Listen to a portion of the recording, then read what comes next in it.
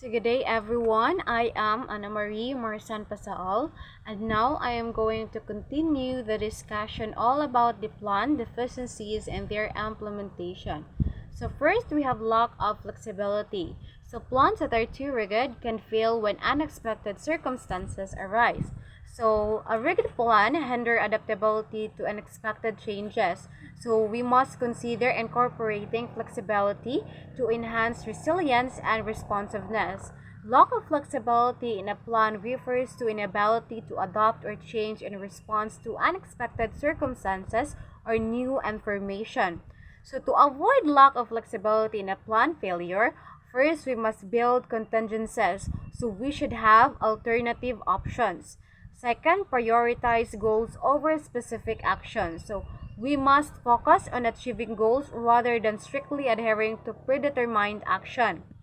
So flexibility is about maintaining the ability to respond effectively to changing circumstances rather than rigidly sticking to a predetermined course of action. So it is important to build some flexibility into plans to allow for changes or delays that may occur. So second, we have poor execution. So even the best laid plans can fail if they are not executed properly. So this could be due to a lack of skills, lack of motivation, or poor management. So poor execution in a plan occurs when the intended actions and strategies outlined in plan are not implemented effectively. So it can result from various factors such as inadequate resources or lack of coordination, miscommunication, or unforeseen obstacles, ultimately leading to the plan failure. So to achieve its objectives. So successful execution requires careful attention to detail, efficient resource allocation, and the ability to adapt to changing circumstances. So, to avoid poor execution, we have first clear communication to ensure that all team members understand the rules and responsibilities. Clear communication helps prevent misunderstanding and ensure everyone is on the same page. Third is lack of monitoring and evaluation. Without regular monitoring and evaluation, it is difficult to know if a plan is on track or if adjustment needs to be made. So, lack of monitoring and evaluation, refers to the absence or insufficient implementation of processes to systematically track and assess the plan progress, performance, and outcome. So, without ongoing monitoring or evaluation, it becomes challenging. So, because it identifies issues, it measures the effectiveness of implemented strategies, and it make informed adjustment. So, to avoid a lack of monitoring and evaluation in a plan, first we have create a monitoring and evaluation plan.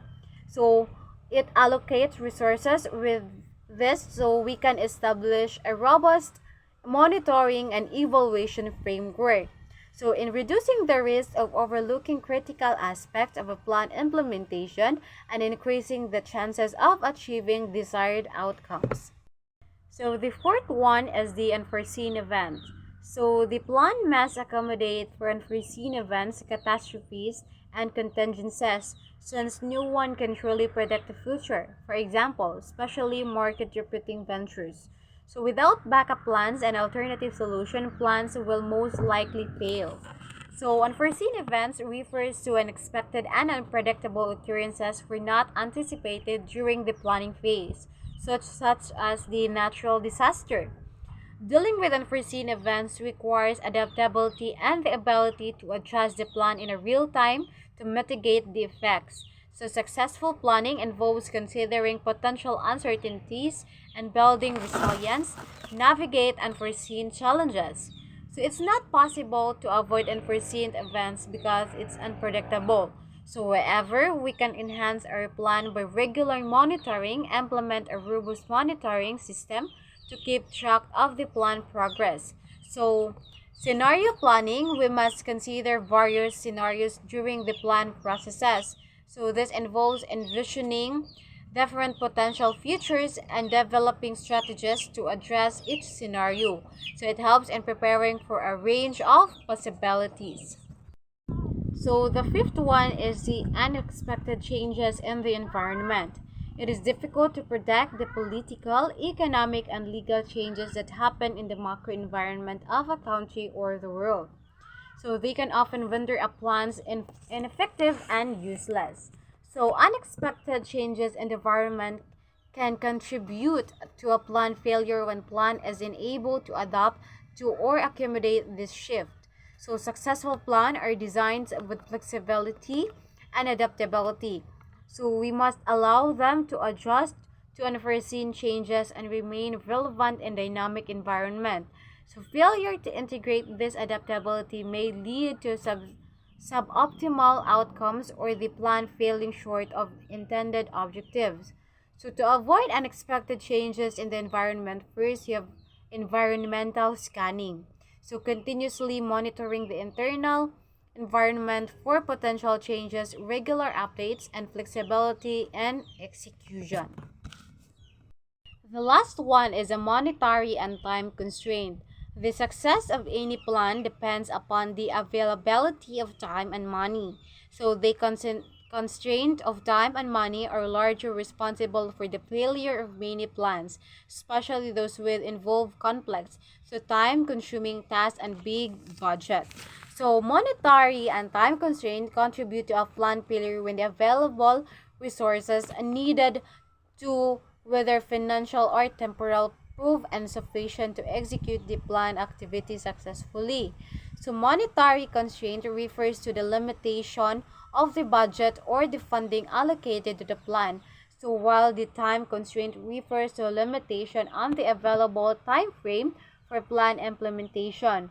So to avoid failure due to monetary and time constraint, we must careful planning, resources allocation, and effective time management.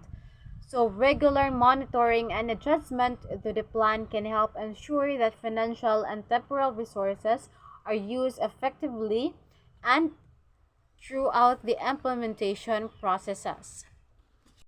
So the second factor of a plan failure is insufficient and unreliable data.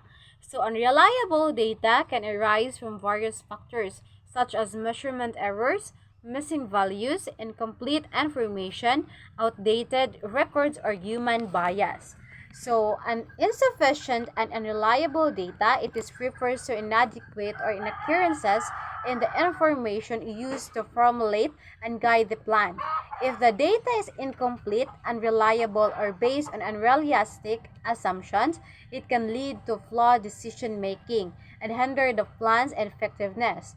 So plan may be built on a shaky foundation, making it challenging to accurately assess risk, set achievable goals, and implement strategies that align with actual situation. So we must verify data sources to ensure that data resources are reliable and trustworthy. So we must verify the credibility of information to minimize the risk of occurrences. We should also use multiple resources and regular update data.